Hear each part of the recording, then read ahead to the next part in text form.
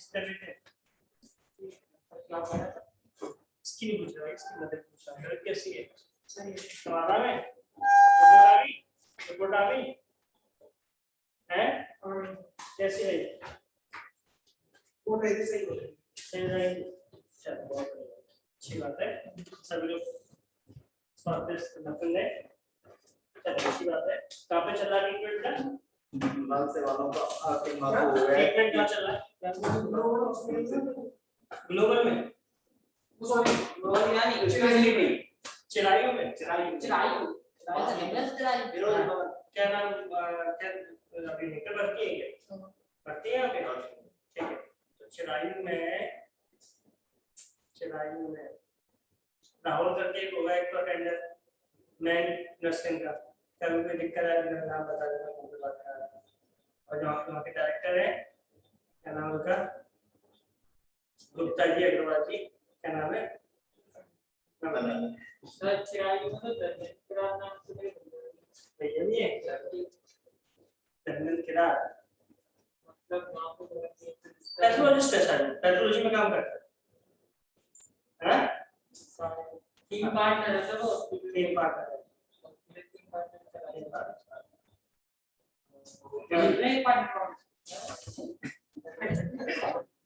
नाम भी याद नहीं,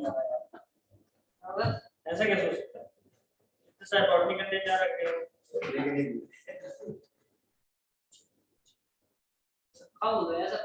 अमित, डॉक्टर अमित, ठीक है, डॉक्टर अमित, ठीक है। कभी बात हो तो मैं करना अभी उस बात को अमित गुप्ता गर्ग भी लिखते हैं, डॉक्टर अमित गर्ग, डॉक्टर है। एक्चुअली में डॉक्टर्स तो अपना काम बढ़िया तरीके से करते ही रहते हैं। एक सबसे जरूरी क्या होता है, नर्सिंग स्टाफ में पहचान होती है ना, तो जल्दी काम होता है, ठीक है। नर्सिंग स्टाफ वालों को तो फैमिली कितनी इंक्रीज करते हैं, तो अलग-अलग डिपेंड करता है कौन सा हॉस्पिटल पे डिपेंड करता है, आपका एक्सपीरियंस पे डिपेंड करता है, ठीक है। उनको मिनिमम 6-7 हज़ार से स्टार्ट हो जाता है, 50 हज़ार तक मिलता है।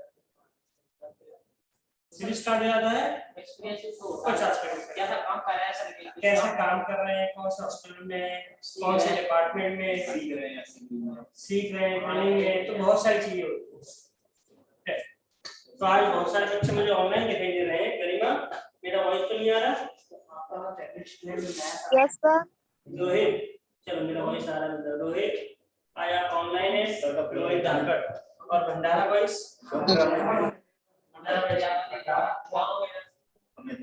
गाँव गया, ये छुट्टी नहीं करनी भाई, गाँव चले आओ, घूमो फिरे आओ। मैंने से आपको लेक्चर मिल गया था मेरे, आपने पढ़ा कर लिया दिया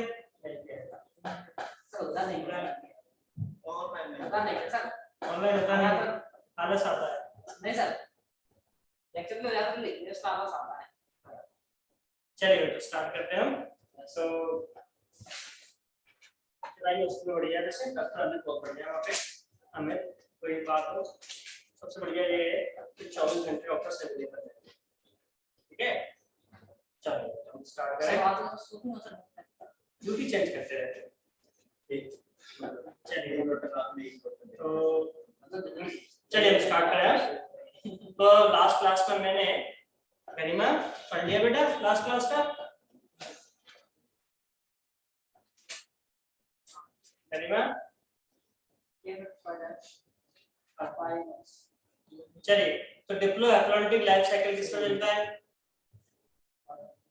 डिप्लो एफ्लोरेंटिक लाइफ साइकिल किसका चलता है? Bryophyta pteridophyta. ओके, ब्रायोफाइटा और टेरिडोफाइटा। टेरिडोफाइटा है श्यामला में कौन सा मिलता है? एफ्लोरेंटिक लाइफ साइकिल, एप्लॉन्टिक अवृत जीवन काल मिलता है। जबकि अपन ने डिप्लॉयड वन लास्ट क्लास में नहीं थे शायद आपने की, आपको बहुत दिक्कत आएगी, ये वाले टॉपिक को छोड़ देने से। चलिए तो आज हम स्टार्ट कर रहे हैं, यानी हम पादप जगत पढ़ रहे थे। मैं एक बार रिपीट करता हूँ, पादप जगत में हमने देखा था, पादप जगत को अपन 5 वर्गों में वर्गीकृत कर रहे थे। कौन कौन से? सबसे पहले हमने थैलोफाइटा। ये बहुत अच्छी बात है कि मैंने आपके ब्रेन में इंग्लिश नाम भर दिए कि नहीं। तो बड़ा हमारा दिमाग होता है ना, इस खाली बोर्ड की तरह होता है, ठीक है। जैसा मैं लिखूंगा वैसा पहली बार मैं सिखाऊंगा वही आपके दिमाग में बैठता है। और ये जिस पे अभी से जो पढ़ा के गए थे पूरा लिखा होगा, अब फिर मैं उसी पे लिखना स्टार्ट कर दिया, तो समझ में आता है क्या आपने? तो हम पहली बार में जो सीखते हैं ना वो हमेशा याद है। तो मैंने पहले ही आपको क्या दिए, इंग्लिश नाम याद करा दिए, थैलोफाइटा, दूसरा ब्रायोफाइटा, ब्रायोफाइटा, टेरिडोफाइटा, और third one is pteridophyta, pteridophyta. कौन सा फाइटा? टेरिडोफाइटा। देन पहले जिम्नोस्पर्म, देन अगला एंजियोस्पर्म। क्लियर भाई? जोर से बोले। चलिए थैलोफाइटा पढ़ चुके हैं, इसमें कौन से जीव आ रहे थे? थैलस, जिनमें सर ना सर थैलस फ्लाई होते हैं, ना पत्ती होती है, यानी कि ना जड़ होता है, थैलस पादप मिलते हैं, सेवा, जड़ तरह पत्ती नहीं होते इनमें। और उदाहरण पर इसमें देखा बेटा सेवा, शैवाल, और सब कुछ अपने शैवाल के बारे में पढ़ लिया, ठीक है। शैवाल पढ़ लिया, कितने ग्रुप में सबका आर्थिक महत्व याद करते रहेंगे। आपका टेस्ट है क्या कल? नहीं है सर, अगले संडे, ठीक है। सब हम सब भिजवा देना सर, क्या भेजो? शेड्यूल सर, हमें चल तो इसकी वाली बात आ नहीं बड़ा इसका क्या है, इंग्लिश में तो सब कुछ पहले ही हिंदी मीडियम का पहली बार बैच पढ़ने से स्टार्ट किया। अभी तक जितने भी हिंदी में बच्चे आते हैं इंग्लिश में पढ़ते थे, लेकिन इस बार सुविधाओं को देखते हुए बच्चों को और बढ़ाने के लिए उनको अलग अलग से हिंदी का देगा। तो चीजों को एक बार प्लान लाने में, सब कुछ कंप्रेस करने में, सब कुछ सिस्टमेटिक करने में टाइम लगता है। ये थोड़ी सी प्रॉब्लम है, और कुछ नहीं हो जाएगा, बाकी हम पढ़ेंगे। हमारा टारगेट क्या है, हमारा मतलब आप लोगों का टारगेट क्या होना चाहिए कि जितना मैं रोज सिखाया जा रहा उतना रोज याद करके रिवीजन करके सोना। इतना हमने कर लिया तो एक साल के अंदर आप बायोलॉजी में या कई सब्जेक्ट में जितना सब्जेक्ट में करते जा रहे हो मास्टर हो जाओ पक्का। अपने गांव वाले बच्चों को ऐसे पढ़ा दोगे आप, ठीक है। तो किसी भी सफलता के पीछे बहुत सारी मेहनत होती है, और वो बहुत सारी मेहनत एक दिन में नहीं हो पाती, धीरे धीरे होती है, ये याद है। तो हम आगे बात स्टार्ट करें बेटा। तो हमने यार फिनिश मतलब डिवीजन फिनिश कर दिया। आज हम स्टार्ट करना है नहीं, पहले मैंने आपको बताया था एंजियोस्पर्म का कारण अभी आपको एक दो क्लासेस पास में आएगा कि सर आपने एंजियोस्पर्म क्यों स्टार्ट किया, बहुत अच्छा, ठीक है भाई। तो आज हम स्टार्ट कर रहे हैं, कौन सा स्टार्ट करेंगे? एंजियोस्पर्म। बहुत बढ़िया, इसे हिंदी में बोलते हैं आवृतबीजी पौधे, आवृत बीजी पौधे, आवृत बीजी पौधे। ये क्रिप्टो गेम्स में आएंगे, कलर गेम्स में आएंगे बेटा? जो दूसरे वाले सब का क्रिप्टो गेम्स में आएंगे, कलर गेम्स में आएंगे, पैनोरा गेम्स में। क्योंकि इन पौधों में अपन ने देखा था बीज का निर्माण होता है, फूलों का निर्माण होता है, भ्रूण उपस्थित होता है, बीज बनेगा, बीज के चारों तरफ फल भी बनेगा। याद आ गए सारे पॉइंट? चलिए, तो एंजियोस्पर्म यानी कि इसमें अपन देखे तो ऐसे पौधे आते हैं सतबीजी, सतबीजी यानी कि ट्रू शीट प्लांट बोला जाता है। यानी कि अपन ने पढ़ा में बीज तो बनेगा, सीड बनेगा, और सीड के चारों तरफ फल भी बना बनेगा, ठीक है। लिख दिया मैंने, लिख पा दूंगा, बहुत सिंपल लगे तो जाओ, ठीक है भाई। हमने देखा हमारे सराउंडिंग, हमारे चारों तरफ जितने पौधे हमें दिखाई दे रहे हैं ये सभी आवृतबीजी पौधे यानी कि एंजियोस्पर्म। ये मोस्ट एडवांस्ड पौधे होते हैं, सबसे ज्यादा विकसित पौधे कौन से हैं? एंजियोस्पर्म, ठीक है ना। अब एंजियोस्पर्म को भी अपन ने दो वर्गों में वर्गीकृत किया था। एक बीजीय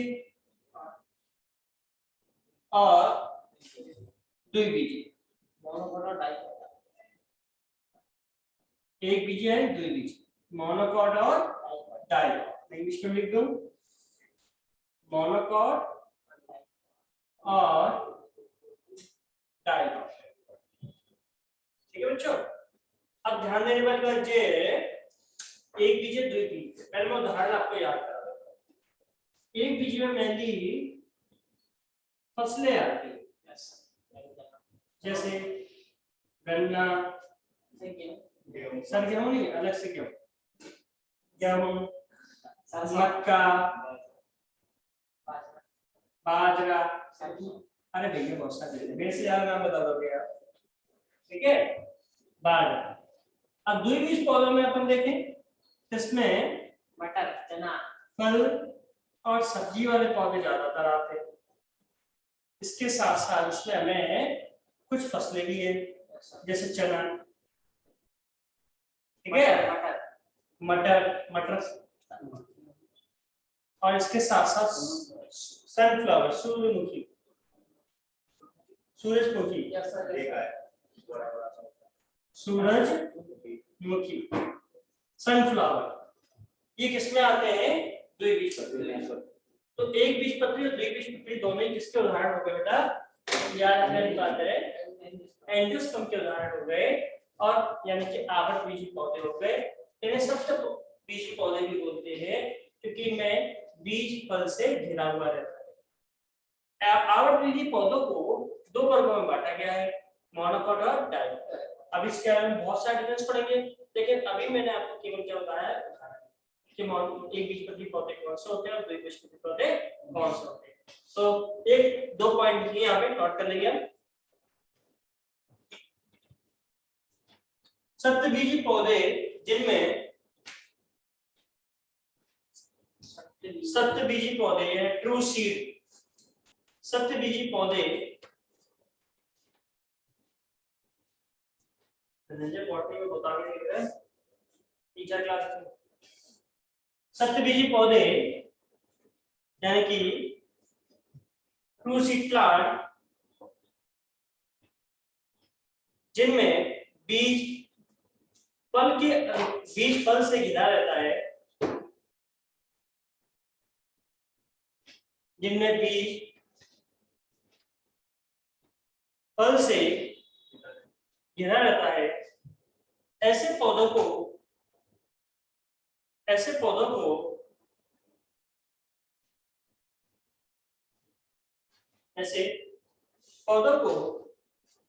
आवृत बीजी पौधे कहते हैं, यानी कि एंजियोस्पर्म।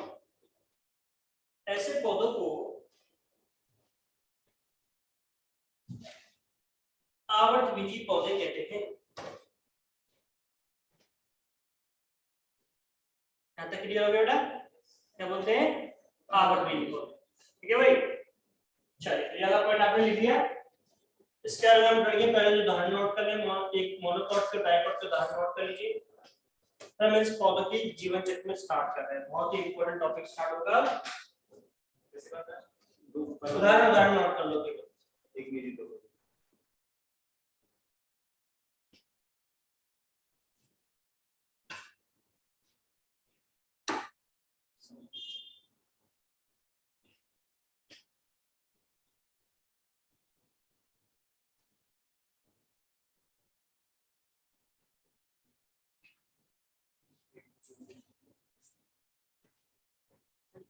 हो गया भाई?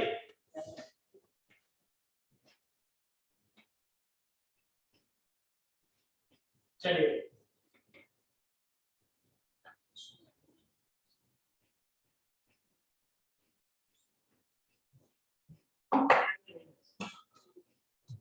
एंजियोस्पर्म यानी आवृत बीजी पौधों में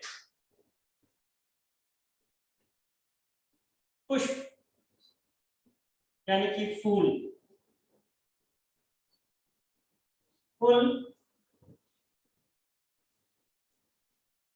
आवृत बीजी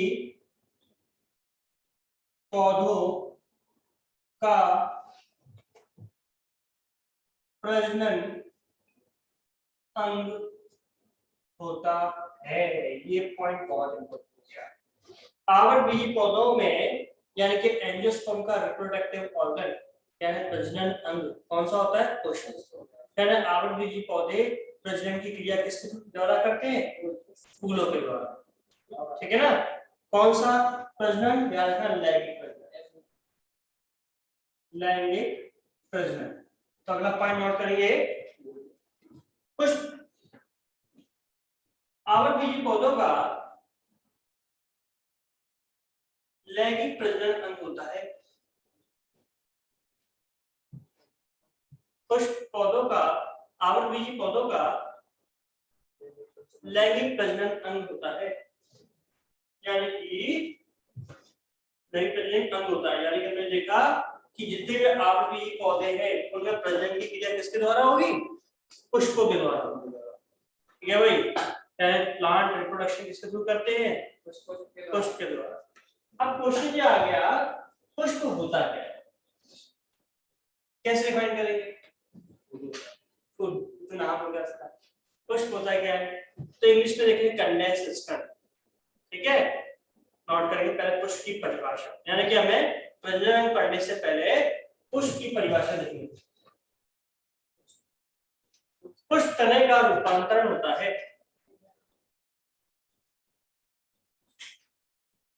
पुष्प तने का रूपांतरण होता है। तने के रूपांतरण को क्या बोलते हैं? पुष्प बोलते हैं। जैसे तना समझते हो ना? तना क्या होता है? ये ना तना सर एंजी मैं रिपीट कर सर रहा हूं। एंजियोस्पर्म में होता है। हाँ, एंजियोस्पर्म में होता है। पुष्प तने का रूपांतरण होता है। एंजियोस्पर्म में मिलेगा पुष्प। तो मान लीजिए कोई पौधा है, पौधे पे जैसे पत्तियां उपस्थित होती है, यानी तने पे जैसे पत्तियां उपस्थित होती हैं, ऐसे फूलों में, पुष्पों में भी छोटा सा तना होता है। ठीक है? और उस पर भी छोटी छोटी पत्तियां उपस्थित होती हैं, जिसे पुष्प पत्ती कहते हैं। पुष्प पत्ती बोलते हैं। ठीक है? तो अभी मैं आपको बहुत सारा उदाहरण दूंगा। मैं गुलाब का फूल लाना भूल गया, तो गुलाब का फूल लाता तो सब बहुत अच्छे आप लेके आ गए। ठीक है? तो अभी आप देखोगे पहले पुष्प होता है, तो पुष्प तने का रूपांतरण होता है। जैसे तने पर पत्तियां उपस्थित होती हैं, ऐसे ही पुष्प में भी छोटा सा तना होता है, उस पर पत्तियां उपस्थित होती हैं, यानी इसी का क्या होता है? रूपांतरित फॉर्म होती है। तो flower is a modified shoot, यानी मॉडिफाइड शूट यानी कि तने का रूपांतरण है। ठीक है ना? और इसमें ये अथवा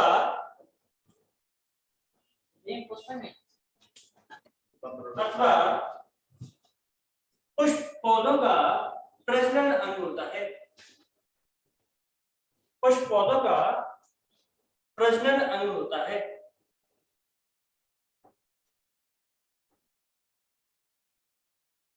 सामान्यतः एक पुष्प में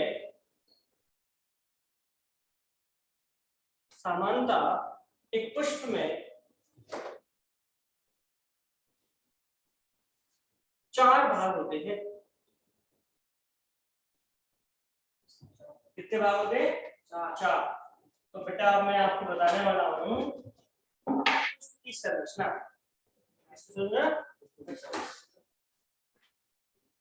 पुष्प की जितने भी पुष्प अलग अलग होते हैं, चार ही होते हैं। हाँ, मुख्य भाग चार होते हैं। आप जैसे आगे बढ़ोगे तो चार, किसी में 3 भी हो सकते हैं, किसी में 2 भी हो सकते हैं, लेकिन मैक्सिमम कितने भाग बनते हैं? एक, चार। ठीक है ना? किसी इसमें 2 ही मिलेंगे, किसी में 1 ही मिलेंगे। तो अभी उसको नाम बताऊंगा।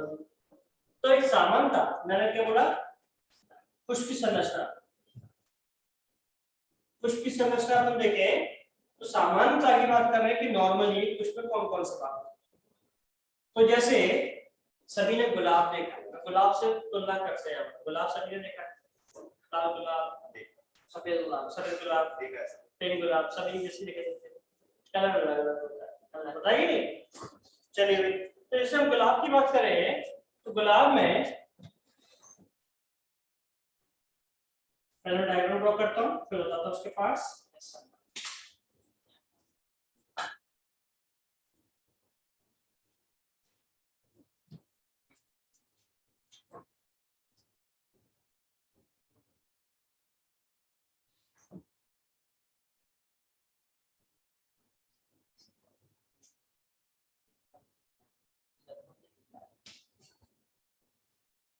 चलिए, जिसमें गुलाब की बात करें, गुलाब सभी ने देखा है ऐसा है। जब गुलाब खिला हुआ गुलाब देखते हैं, खिला हुआ तो नीचे उसमें हरी हरी पत्तियां होती है नीचे की तरफ, वो पहला भाग हो गया, यानी सबसे बाहर वाला भाग। जो हरी कलर की पत्तियां हैं उसको बोलते हैं कैलिक्स। अब यहाँ पर भी मैं आपको वही दिमाग लगा रहा हूँ, क्या कोशिश कर रहा हूँ इंग्लिश नाम सिखाऊं, ठीक है। इंग्लिश नाम इजी भी है और मैं हिंदी नाम बोलूंगा ही नहीं। जब इंग्लिश में आप बिल्कुल परफेक्ट हो जाओगे, मास्टर हो जाओगे, तब हिंदी नाम बता दूंगा, ठीक है। इससे क्या होगा, आपको भविष्य में कभी कोई दिक्कत नहीं होगी, ठीक है। तो तुम्हारा हिंदी नाम सोच रहे हो क्या? पता है कैसे क्या होता है? दलपुंज, ठीक है, दलपुंज, बाहर दलपुंज। चलिए इधर ध्यान दें। तो पहला भाग कौन सा हो गया? कैलिक्स। कौन सा भाग है? जितनी भी ग्रीन कलर की पत्तियां होती है उन सबको मिला के अपन क्या बोलते हैं? कैलिक्स, ठीक है। अब गुलाब में जितनी भी लाल कलर की पत्तियां हैं, या जितनी भी पिंक कलर की हैं, या जितनी भी सफेद कलर की हैं, वो सब कौन सा पार्ट होता है? सेकंड। यानी कि मान लीजिए हो गया कैलिक्स, उसके अंदर आता है सेकंड पार्ट, यानी ग्रीन कलर की पत्तियां हो गई, उसके अंदर लाल कलर की पत्तियां हैं या पिंक कलर की पत्तियां हैं, वो रहा सेकंड पार्ट। ये लोग बाहर वाला कैलिक्स हो गया, इसके अंदर हो गया सेकंड पार्ट जिसे बोलते हैं करोला।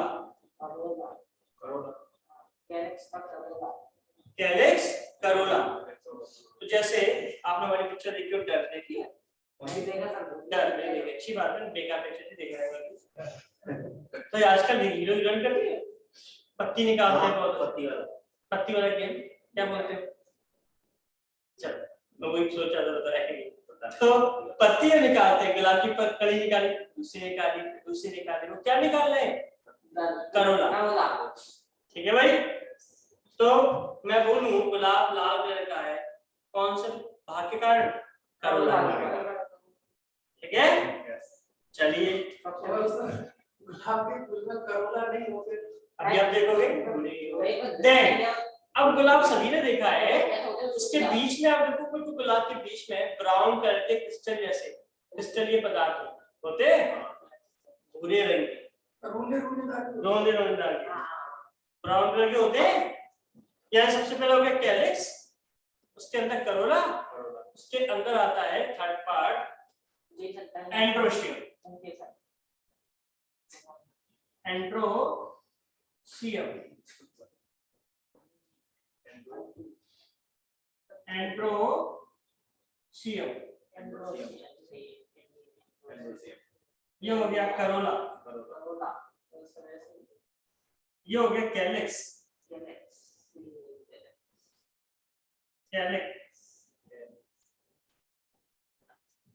ठीक है भाई। अब सभी ने गुलाब देखा है, आज बहुत दिमाग से देखा।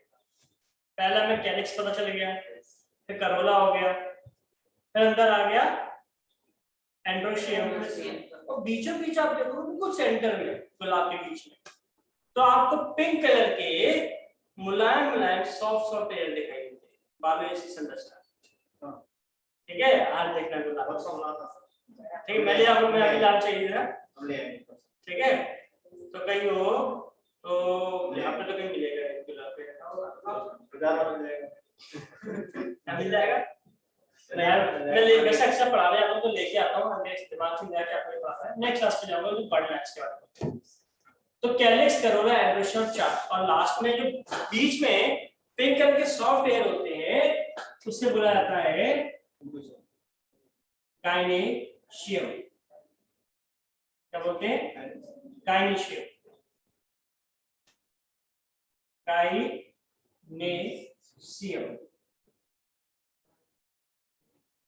गायनेशियम। ठीक है भाई, तो मेरे साथ बोलना स्टार्ट कर। एक टिपिकल फ्लावर में 4 पार्ट होते हैं, यानी सामान्यतः फ्लावर में पुष्प में कितने भाग होते हैं? 4। Calyx, Corolla, androecium, gynoecium. इसी सीक्वेंस बोलेंगे, याद calyx, Corolla, androecium, gynoecium. Calyx, Corolla, याद हो गए?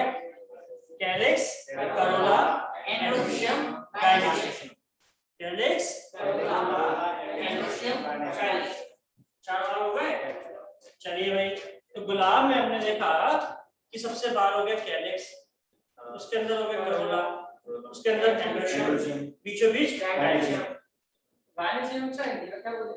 गायनेशियम अभी आप स्त्री केसर, ये पुंकेसर। हिंदी में गाया हो ना, सही समझ आ रहा है। इंग्लिश ही सीखो, नीट के पेपर में आपको इंग्लिश, वो तो पता था, ये 10th में पढ़ा था। हाँ, और 10th में इंग्लिश पढ़ना स्टार्ट कर देते तब तो थोड़ा सा सीख गए। और यदि अभी नहीं करोगे तो आपको जब फर्स्ट ईयर पढ़ रहे होगे, सेकंड ईयर पढ़ रहे होगे, तो आपको आगे टीचर बोलेंगे पहले से पढ़ लेते इंग्लिश, तो अभी दिक्कत नहीं आती, तो क्यों ना हम जो गलती कर चुके हैं उसको आगे ना दोहराएं। ठीक है ना? आप मान लो डॉक्टर बन गए तो आपको इंग्लिश में पढ़ना, और यदि मान लो डॉक्टर भी नहीं बने, कोई अच्छी पढ़ाई करने गए, तो हिंदी में अच्छी पढ़ाई होती नहीं है, इंग्लिश की बुक पढ़नी पड़ती है, तो अभी से क्यों ना सीखे? ठीक है नहीं? होता सब कुछ वही है, और पहली बार में जो चीज सीख लेते हैं, अभी हम हिंदी में सीखे फिर बाद में उसको इंग्लिश में कन्वर्ट करते हैं, कितना दिक्कत आएगा? तो पहली बार में इंग्लिश में सीखे। मेरे साथ लैपटॉप पढ़ के आया मैं सर, इसमें 9th क्लास का पेपर था, मैं इंग्लिश मीडियम था सर 9th में, तो उन्होंने हिंदी का पेपर दे दिया, उसको कैसे भी करके ला, मतलब पेपर कितनी दिक्कत आएगी? अब उसको आप मोबाइल में लेके बैठा रहा पर जब अमेरिका आए, विदेश से आए, तो विदेश जाते हैं अपन, तो वहाँ पे बच्चे इंग्लिश बोल लेते हैं, क्यों बोल लेते हैं? शुरू से गाँव में रहते हैं, ठीक है, और आप गाँव की इतनी अच्छी भाषा बोल लोगे, मैं नहीं बोल पाऊंगा, ताकि मैं भी गाँव में हूँ, क्योंकि आप शुरू से इसी माहौल में रह रहे हैं। ठीक है, अब जो भाषा मैं उपयोग कर रहा हूँ, यूज करता हूँ, आप नहीं बोल पाओगे, क्योंकि हम शुरू से इसी माहौल में रह रहे हैं। तो माहौल धीरे धीरे एक बार में नहीं आता कि 1 घंटे में आया, 2 घंटे में आया, धीरे धीरे डेवलप किया करते हैं कि नहीं?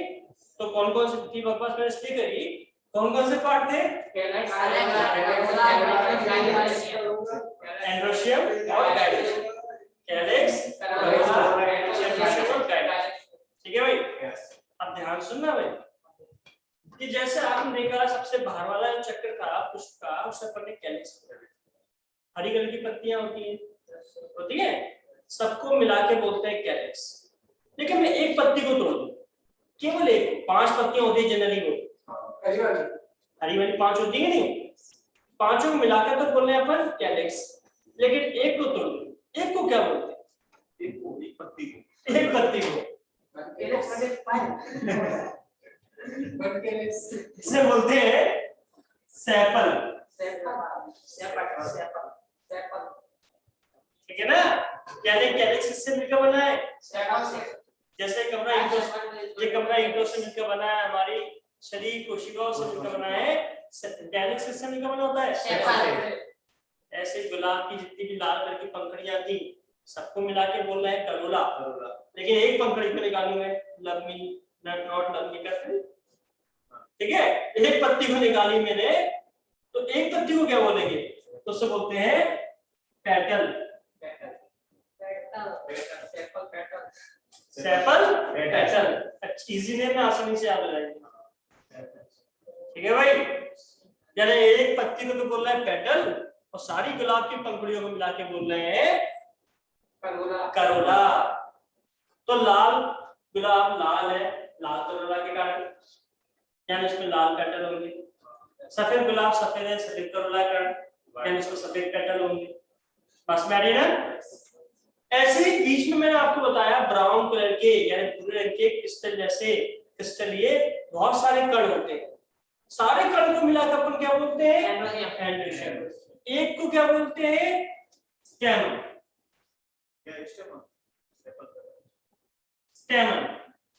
स्टेमन जिसे पुंकेसर, बात समझ आ गई? तो अभी तक आपने सीखा 10th में बोलते एंड्रोसियम में बोलते हैं। होंगे सब तो सीखा ही था पहले। वहीं वहीं तो वही तो सिखा रहा हूँ आपको, वहां पे दोनों चीजें तंतु बोलेंगे हैं।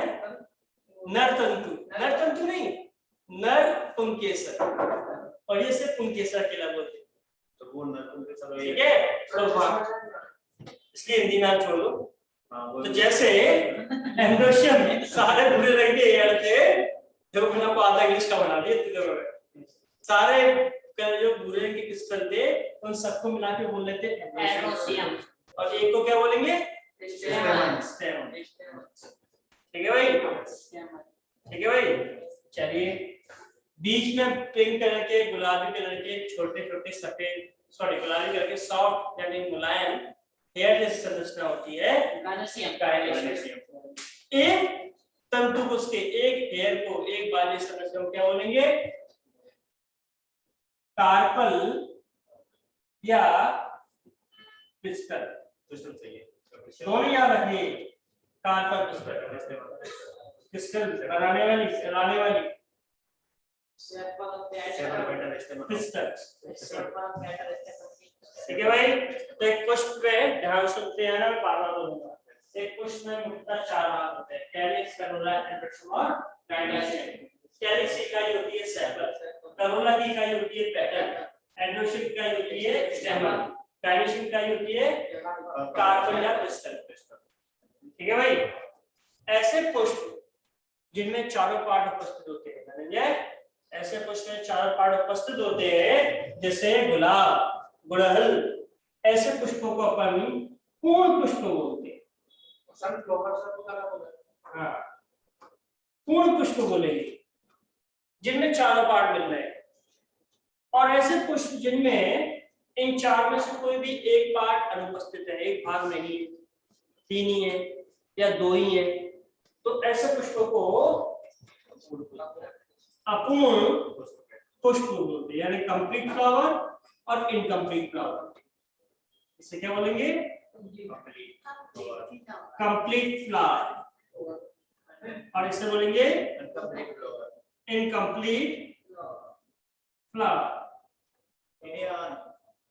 ठीक है भाई, इनकम्प्लीट फ्लावर। समझ आ गई बात?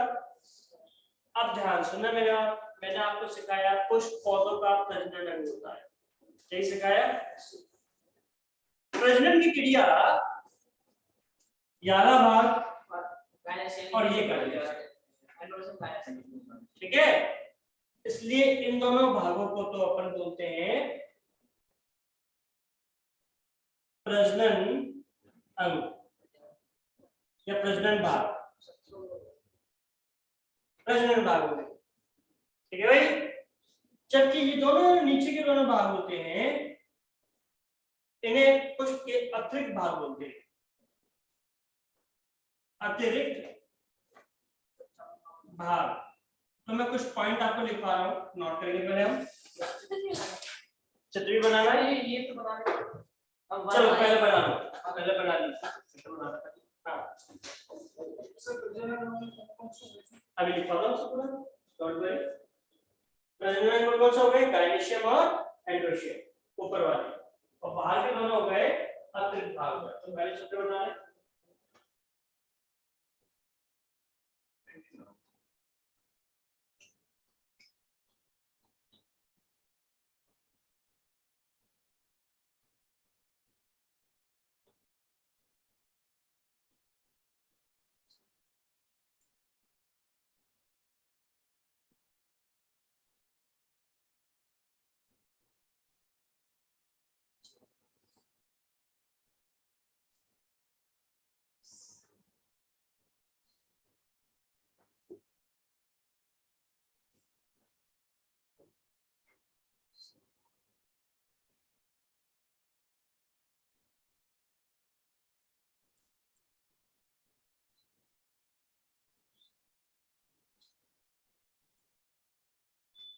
ये चित्र आपको 11वीं कक्षा और 12वीं कक्षा यानी दोनों 11वीं 12वीं दोनों में, 12वीं कक्षा और 11वीं की कक्षा दोनों में बहुत इंपॉर्टेंट है।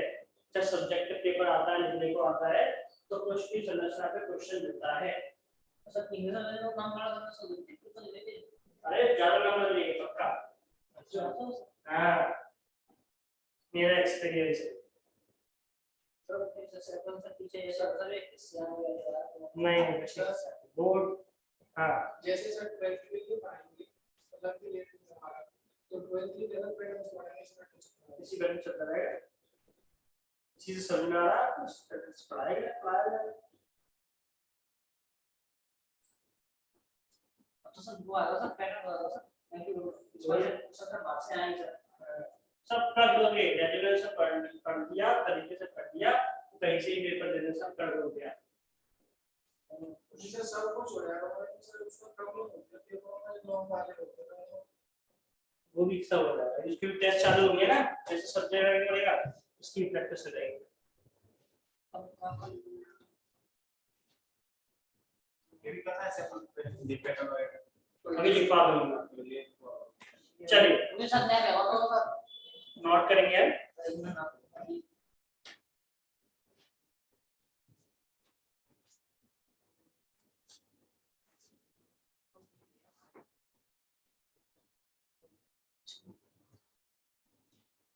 चलिए नोट करेंगे।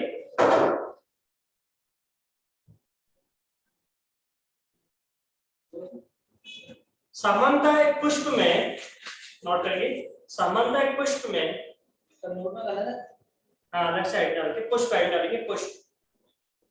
उस पे ही है सामान्यतः एक पुष्प में 4 भाग मिलते हैं, 4 भाग मिलते हैं।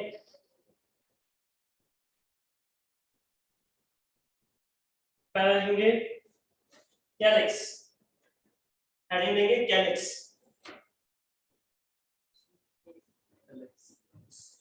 कैलिक्स ये कैसा रंग का होता है? अरे क्या करेगा तो पौधों में? सुरक्षा प्रकाश संश्लेषण। हरा है तो प्रकाश संश्लेषण करेगा। दूसरा जो आपने पॉइंट आपने बोला वो भी सही है, ये सुरक्षा भी करेगा। जब पुष्प खिलता नहीं है तो हरी पत्ती उसको कवर करी होती है, करते कि नहीं? तो कलिका अवस्था में कैलिक्स पुष्प को रक्षा ही देता है। उसमें लिखेंगे हम पहले कैलिक्स में पुष्प के सबसे बाहरी चक्र को, पुष्प के सबसे बाहरी चक्र को, पुष्प के सबसे बाहरी चक्र को, पुष्प के सबसे बाहरी चक्र को कैलिक्स कहते हैं। सर आवाज नहीं आ रही आपकी। पुष्प के सबसे बड़ा आपके नेटवर्क में कुछ प्रॉब्लम होगी। पुष्प के सबसे बाहरी चक्र को कैलिक्स कहते हैं। इसकी प्रत्येक इकाई को,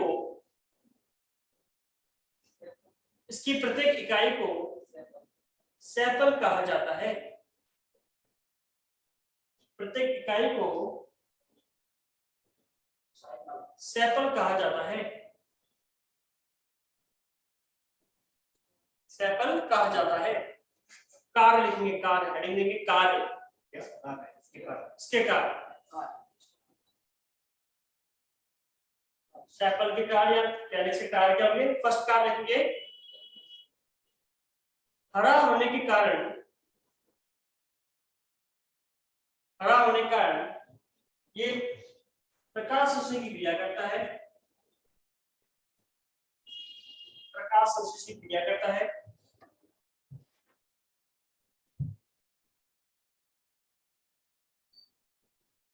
प्रकाश संश्लेषण की क्रिया करता है। दूसरा कार्य लिखेंगे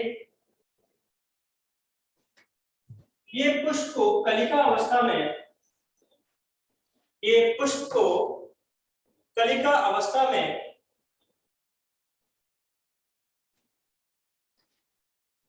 सुरक्षा प्रदान करता है। पुष्प को कलिका अवस्था में सुरक्षा प्रदान करता है।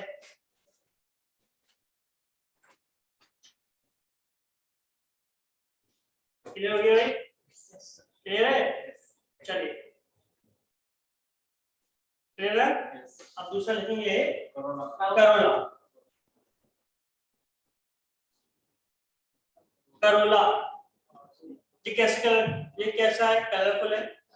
तो उसका काम क्या हो गया? ये पुष्प को कलर देता है। ठीक है भाई। दूसरा कार्य क्या होगा? तो लिखना मंत्र लिखना था। अरे मैं लिखवा रहा हूँ। मंत्र भी तो देता है। सुगंध से नहीं आती, आपको लगता है? दूसरी तो आती है। उसमें से आती सब चलता होता है। मैन करोला भी रहता है, लेकिन मैन रहता है उसमें। ठीक है कि अभी अपन देखिए करोला भी सुगंध देता है, लेकिन करोला का दूसरा काम क्या होता है? मैं किसी गार्डन में जाऊं, किसी बगीचे में गया और बगीचे में कोई मुझे फूल अच्छा लग रहा है, तो उसकी तरफ क्या होगा? आकर्षित होऊंगा। तो उसकी मैं पुष्प की तरफ आकर्षित हो रहा हूँ, तो उसके कौन से भाग को देख के आकर्षित होऊंगा? ठीक है, यार इसका काम क्या हो गया? आकर्षक। कीड़ों को भी, इंसान के साथ साथ इंसेक्ट्स को भी, कीड़ों को भी ये आकर्षित करता है। जितना करोला अच्छा होगा उतना फूल बड़ा होगा, खिला हुआ होगा, उतनी ज्यादा उसका आकर्षण बढ़ेगा। बढ़ेगा कि नहीं? तो दूसरी आदमी लेंगे करोला। करोला में नोट करेंगे, ये पुष्प का बाहर से दूसरी चक्र होता है, बाहर से दूसरा चक्र होता है। करोला में लिखिए, ये पुष्प का बाहर से दूसरा चक्र होता है।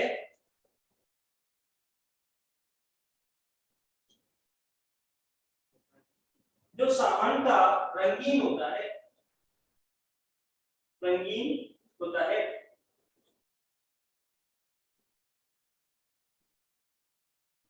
इसकी प्रत्येक इकाई को रंगीन होता है।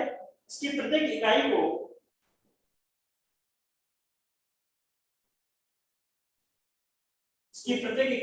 पेटल कहते हैं। पेटल। इसकी प्रत्येक इकाई को पेटल कहते हैं। कार्य लिखेंगे इसके करोला के। कार्य, पहला कार्य लिखेंगे, ये पुष्प को रंग प्रदान करता है। ये पुष्प को रंग प्रदान करता है।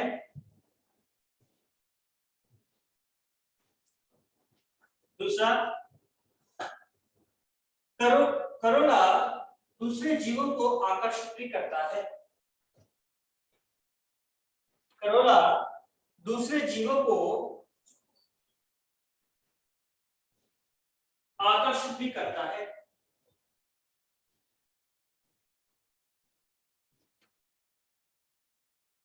ये हो गया बेटा। लाइन चेंज करके लिखेंगे, पैराग्राफ चेंज करके। कैलिक्स तथा करोला, कैलिक्स तथा करोला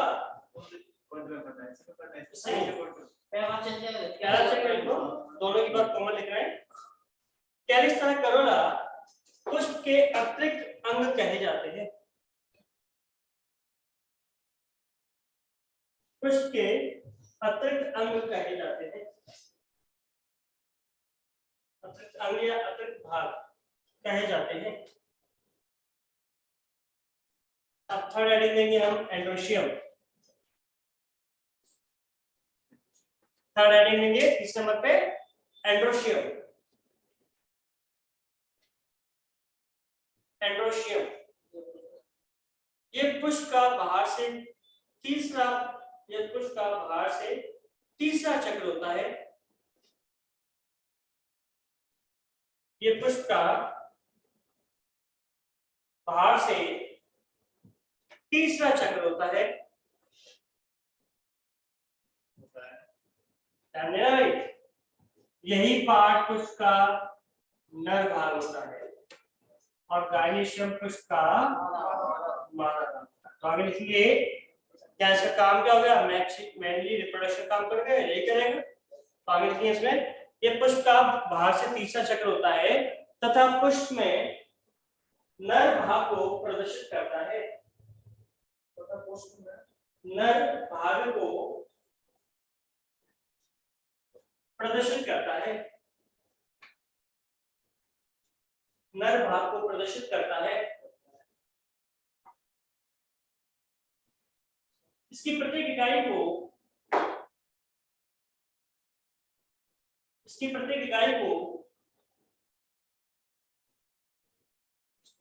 स्टेमन कहते हैं। इसकी प्रत्येक इकाई को स्टेमन कहते हैं।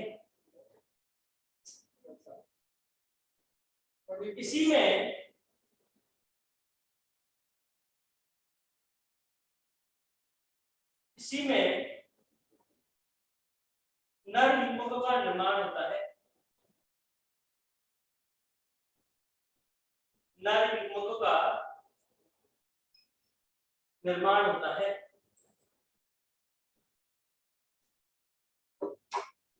समझ आ गया सबको? क्लियर? ठीक है भाई।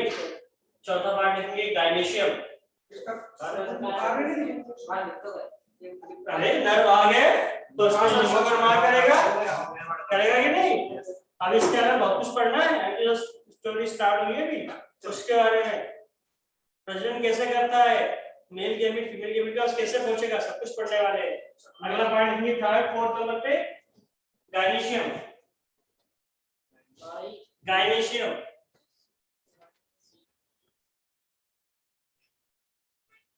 ये पुष्प का सबसे भीतरी भाग होता है। ये पुष्प का सबसे भीतरी भाग होता है।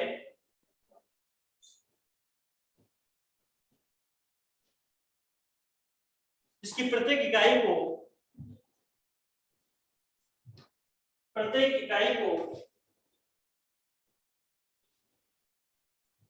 कार्पल या पिस्टल कहते हैं।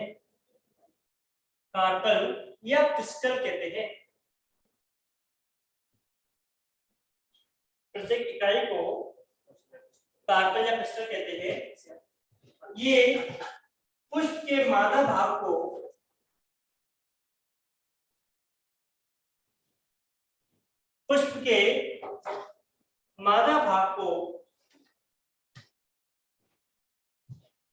प्रदर्शित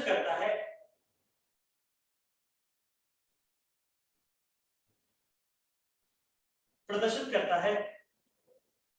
क्लियर? पैराग्राफ चेंज करके लिखेंगे, लाइन चेंज करके, पैराग्राफ चेंज करके।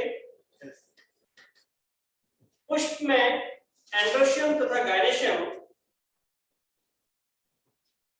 पुष्प में एंड्रोशियम तथा गायनेशियम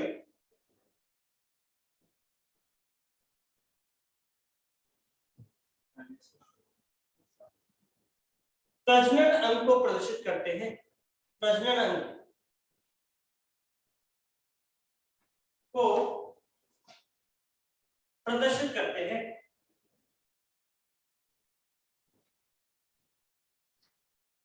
ठीक है भाई? प्रदर्शित करते हैं। ऐसे पुष्प जिनमें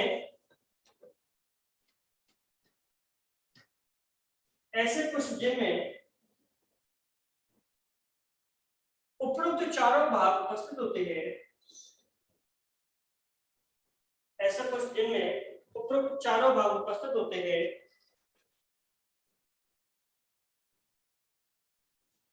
उन्हें पूर्ण पुष्प कहते हैं। पूर्ण पुष्प कहते हैं। अथवा पूर्ण पुष्प कहते हैं, अथवा ऐसे पुष्प जिनमें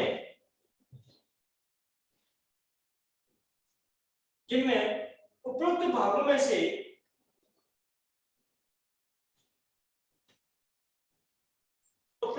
में से कोई एक या दो भाग, उपरोक्त भागों में से कोई एक या दो भाग अनुपस्थित होते हैं। एक या दो भाग अनुपस्थित होते हैं, उन्हें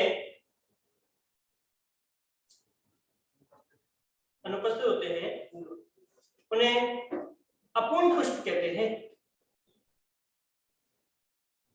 ये बच्चों मैं पूरा सिस्टमेटिक लिखवा दिया, इससे आपको समस्या ध्यान देना। पुष्प के मेन भाग होते हैं। अब इन्हें पुष्प पत्र भी बोलते हैं। चारों को मिला के क्या बोलते हैं? पुष्प पत्र। जैसे मैंने आपको बताया, ये तने के समान हो गया, ये चारों भाग पुष्प की पत्तियों के समान हो गए।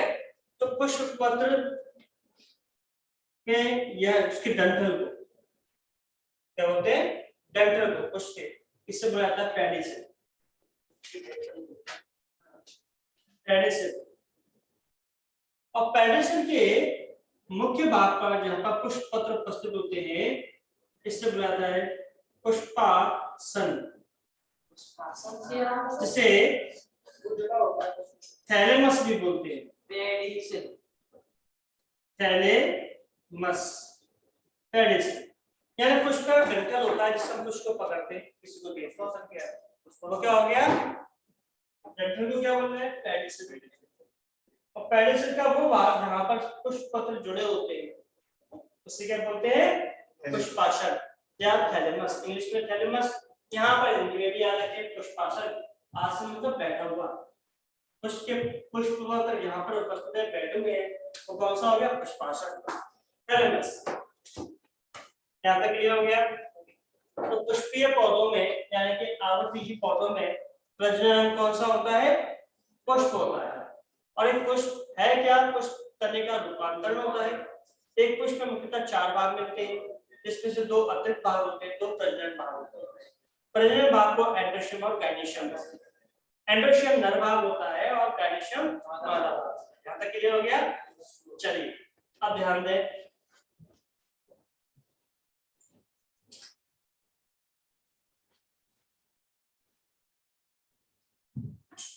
ध्यान देना भाई। अब मैं बताने वाला हूं आपको, मैंने पुष्प में से क्या किया, जो नर भाग है, नर भाग कौन सा होता है, एंड्रोशियम। इसकी प्रत्येक इकाई को क्या बोलते हैं, स्टेमन। मैंने एक स्टेमन को निकाल लिया, यानी पुंकेसर को निकाल लिया, ठीक है, एक को निकाल दिया, यानी कि स्टेमन या पुंकेसर की संरचना। पुंकेसर की संरचना में बात करें तो यहां देखें इसके 3 भाग होते हैं, पुंकेसर के 3 भाग, यानी स्टेमन के 3 भाग होते हैं। पहला आता है एंथर, एंथर। दूसरा आता है कनेक्टिंग, और तीसरा आता है फिलामेंट।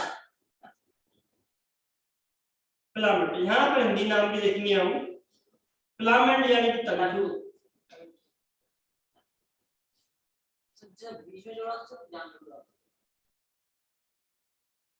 ठीक है, ये एंथर हो गया पूरा, और ये हो गया कनेक्टिंग। इसके हिंदी नाम भी देखे, कनेक्ट मतलब नाम से क्लियर है, जो एंथर और तंतु को जोड़ रहा है, एंथर और तंतु को जोड़ रहा है, तो उसके हो गए तंतु और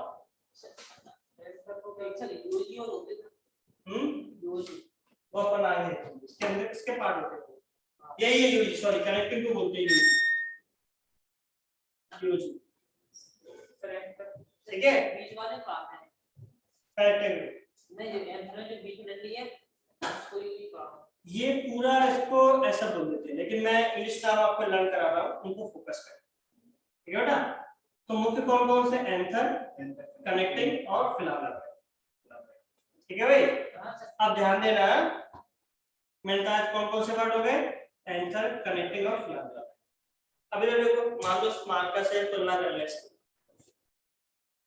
इससे तुलना कर ले मार्कर से, तो ऊपर वाला भाग कौन सा दिखाई दे रहा है, जैसे इसमें लिखा हुआ है, इसमें क्लियर दिखाई देगा। जैसे ये मार्कर से लाल लाल भाग जो दिख रहा है कौन सा हो गया, नीला नीला दिखाई दे रहा है वो, नीचे सफेद सफेद, ठीक है। अब मैंने क्या किया, इधर देखिए बेटा, मैंने क्या किया, इसको ऐसे काटा, इसको एंथर ऐसे काट दिया। इस एंथर को मैंने काटा, ये रहा एंथर, मैंने ऐसे काट लिया, और आपको ऐसे लिखा तो अंदर क्या दिखाई दे रहा है, खाली खाली चैम्बर दिखाई दे रहा है। ऐसे जब उसको काटते हैं तो प्रत्येक एंथर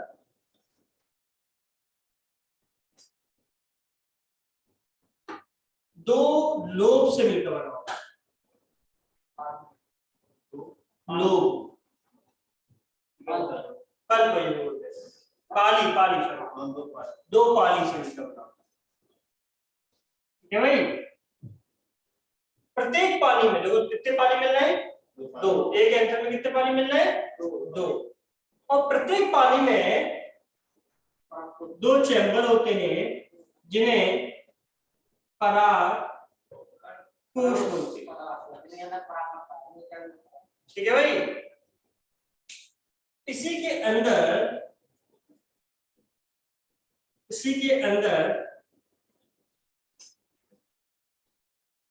परागकण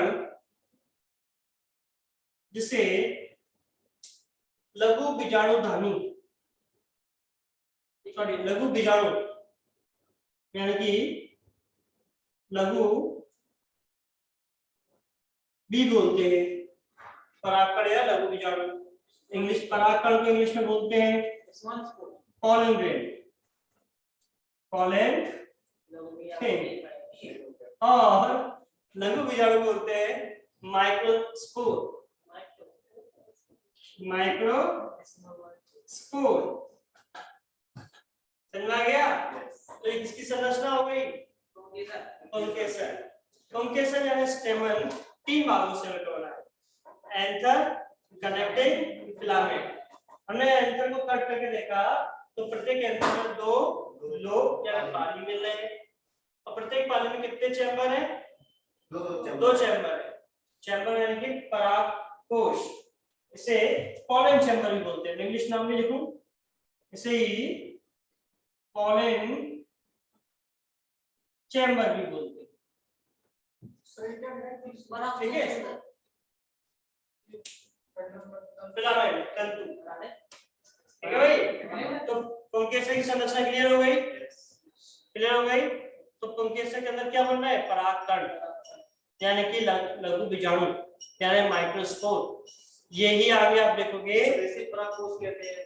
परागकोश का भी चैम्बर को बोल रहे हैं, इसके अंदर क्या बन रहा है, परागकण। यही परागकण आप आगे देखोगे पौधों में नर की सेक्स सेल यानी गैमेट होते हैं। कैसे होते हैं आगे देखेंगे। तो उसको नर भाग बोला गया था। क्यों बोलते हैं नर भाग, क्योंकि इसमें नर सेक्स सेल बनेगी। कौन सी है, परागकण। क्लियर हो गया? तो नोट करते हैं, एंथर को बोलते हैं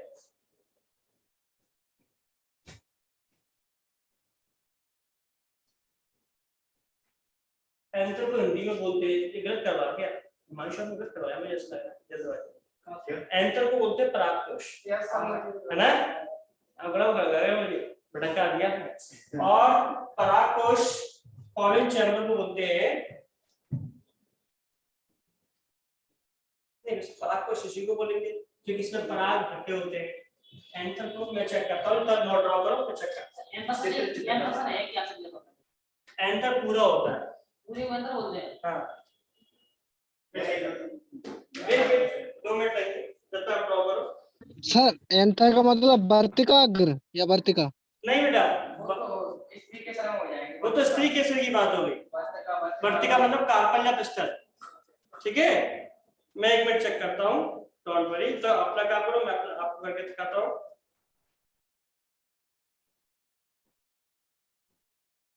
परागकोश एंथर को ही बोलते हैं, ठीक है। और इसे लघु बीजाणुधानी बोलते हैं। ये हो गया, एंथर को बोला जाता है परागकोश, और पॉलन चैम्बर को बोलते हैं लघु बीजाणुधानी।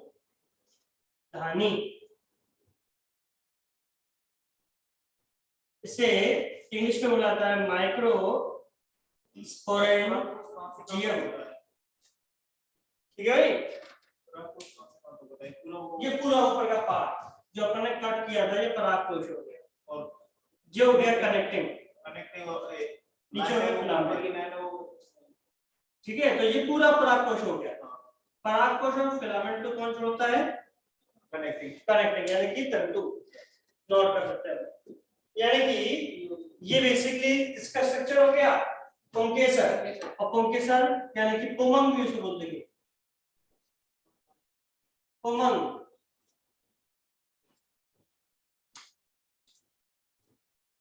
नर जननांग हो गया, ये नोट कर सकते हैं।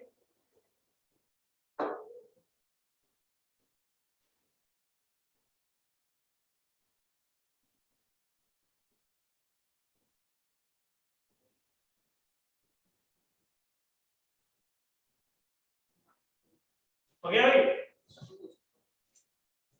तो ये हो गया किसकी संरचना? पुंकेसर की संरचना या पुमंग की संरचना। माइक्रोस्पोर और माइक्रोस्पोरेंजियम, माइक्रोस्पोरेंजियम लघु बीजाणुधानी।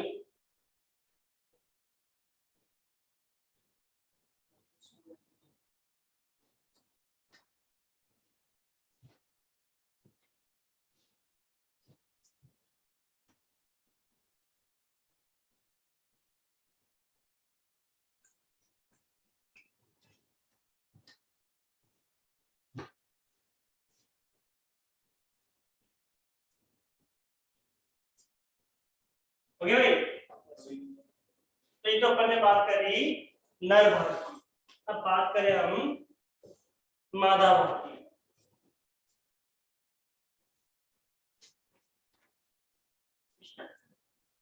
कार्पल या पृष्ठ की संरचना, जिसे जिसे स्त्री केसर भी बोलते हैं।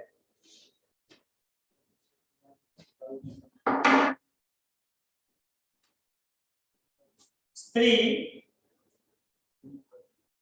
केसर की संरचना, स्त्री केसर यानी कि structure of carpal and pistol. और पिस्टल। जैसे नर, ये कौन सा भाग हो गया? मादा भाग है।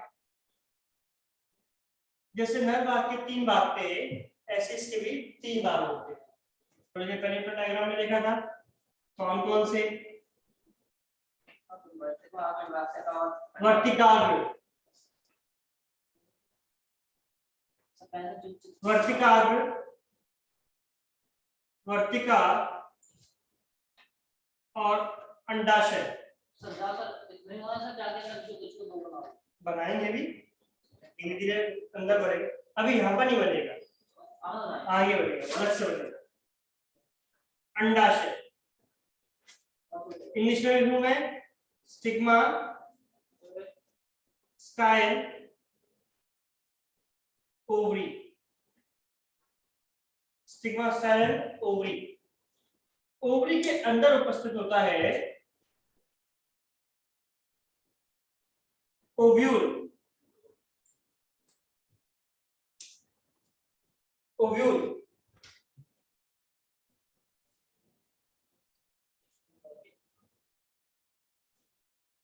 कौन सा मिलेगा? ओव्यूल। और ओव्यूल को हिंदी में बोलते हैं नहीं, अंडकोश। अंडकोश।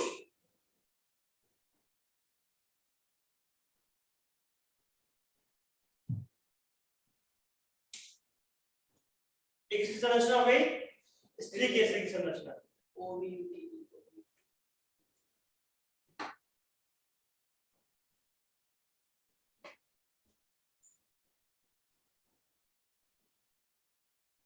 तो आप देखेंगे, मैं बोलते रहूंगा, सुनने पे ध्यान देना। एक सामान्यतः पुष्प 4 भागों से मिलकर बना है, कैलिक्स, करोला, एंड्रोशियम और गायनेशियम। ठीक है भाई? इसमें कैलिक्स और करोला इसके अतिरिक्त अंग होते हैं, जबकि एंड्रोशियम और गायनेशियम इसके प्रजनन अंग होते हैं। कैसे अंग होते हैं? प्रजनन अंग होते हैं। फिर हम बात करते हैं जो मेल भाग है या नर भाग होता है, उसके 3 भाग हो गए, एंथर, कनेक्टिंग और फिलामेंट। मेरे साथ रिपीट करेंगे, एंथर, कनेक्टिंग, फिलामेंट। सुनने से याद रहेंगे आपको, इंग्लिश के नाम पे भी कोशिश करेंगे, एंथर, कनेक्टिंग और फिलामेंट। एंथर के अंदर अपन देखा 2 पाली होते हैं एंड 2 लोब होते हैं, और प्रत्येक पाली में 2 चैम्बर होते हैं, जिसे क्या बोलते हैं अपन? चैम्बर्स को लघु बीजाणु धनी, इसी के अंदर लघु बीजाणु यानी कि माइक्रोस्पोर बनते हैं जिन्हें परागकण भी कहते हैं। ठीक है भाई, ये तो किसी बात हो गई नर बात। जब बात करते हैं मादा बात, मादा बात कौन सा होगा? गायनेशियम। गायनेशियम की यूनिट को बोलते हैं स्त्री केसर या कार्पेल या पिस्टल, यानी कि गायनेशियम की प्रत्येक इकाई को स्त्री केसर या कार्पेल या पिस्टल कहा जाता है। ठीक है भाई, यहाँ पर इसके भी 3 भाग हो गए, स्टिग्मा, स्टाइल एंड ओवरी। इसके नाम तो इतने इजी है, stigma, style and ovary, SSO। Stigma, style and ovary यानी वर्तिकाग्र, वर्तिका और अंडाशय, और इसके अंदर अंडकोश यानी कि ओव्यूल मिलता है। क्या मिलता है? ओव्यूल। यहाँ तक कुछ की संरचना क्लियर हो गई? क्लियर है भाई? तो ये तो अपन ने नर और मादा भाग की बात कर ली, ये तो अपन ने संरचना दी।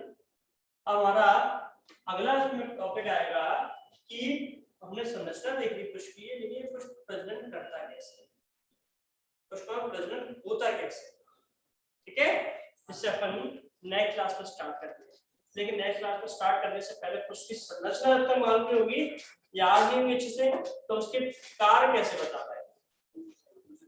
ठीक है, तो सबसे पहला काम क्या बेटा, हम लोगों को अगली क्लास तक पुष्प की संरचना एकदम से क्लियर होनी चाहिए। याद हो गई? पिछले साल से याद नहीं हुआ, ध्यान नहीं आ अब आ गए।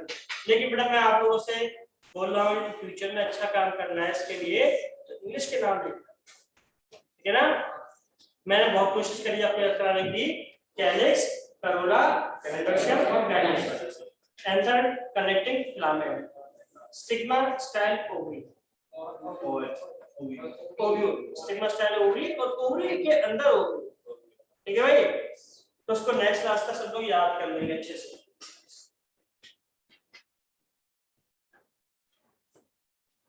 तो आपका जो अगला टेस्ट होगा, उस टेस्ट में केवल कोशिका विज्ञान चलेगा।